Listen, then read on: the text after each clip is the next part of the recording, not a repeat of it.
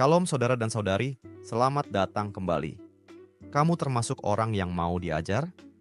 Bukan cuma saat kamu terpaksa menerima kritik, tapi dalam kehidupan sehari-hari. Apakah kamu benar-benar terbuka untuk dibentuk, ditegur, dan berubah? Amsal hari ini tidak hanya bilang bahwa orang yang mau diajar itu bijak, tapi juga bahwa orang yang menolak teguran sedang menyakiti dirinya sendiri. Sebelum kita masuk lebih dalam, mari kita mulai dengan membaca firman Tuhan. Amsal pasal 15 ayat 31 sampai ayat 33. Orang yang mengarahkan telinga kepada teguran yang membawa kepada kehidupan akan tinggal di tengah-tengah orang bijak. Siapa mengabaikan didikan membuang dirinya sendiri, tetapi siapa mendengarkan teguran memperoleh akal budi. Takut akan Tuhan adalah didikan yang mendatangkan hikmat dan kerendahan hati mendahului kehormatan. Mau diajar. Sikap mau diajar bukan cuma soal menerima kritik sesekali. Itu adalah pola hidup, di mana kita aktif mencari hikmat, belajar dari orang lain, dan tidak langsung defensif saat kebenaran menantang kita. Amsal pasal 15 ayat 32 bilang bahwa siapa yang menolak didikan sebenarnya sedang merugikan dirinya sendiri.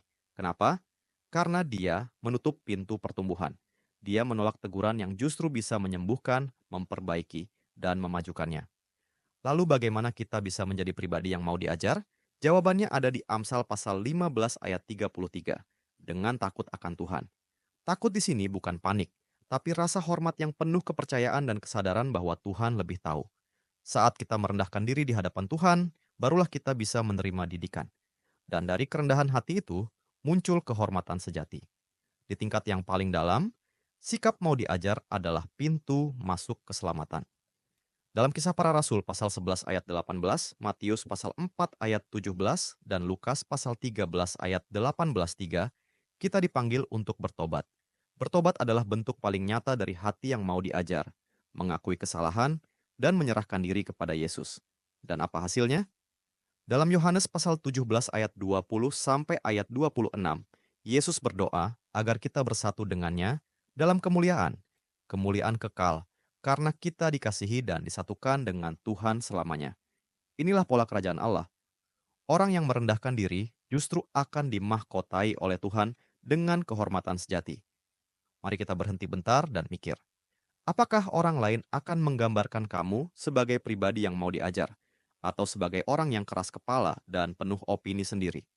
Beranikah kamu bertanya pada 2 atau 3 orang dekat dan benar-benar mendengarkan jawaban mereka? Mari kita berdoa bersama. Tuhan, aku sering tidak mudah diajar karena aku terlalu sombong untuk mau menerima nasihat dan terlalu takut mendengar hal yang tidak ingin kudengar.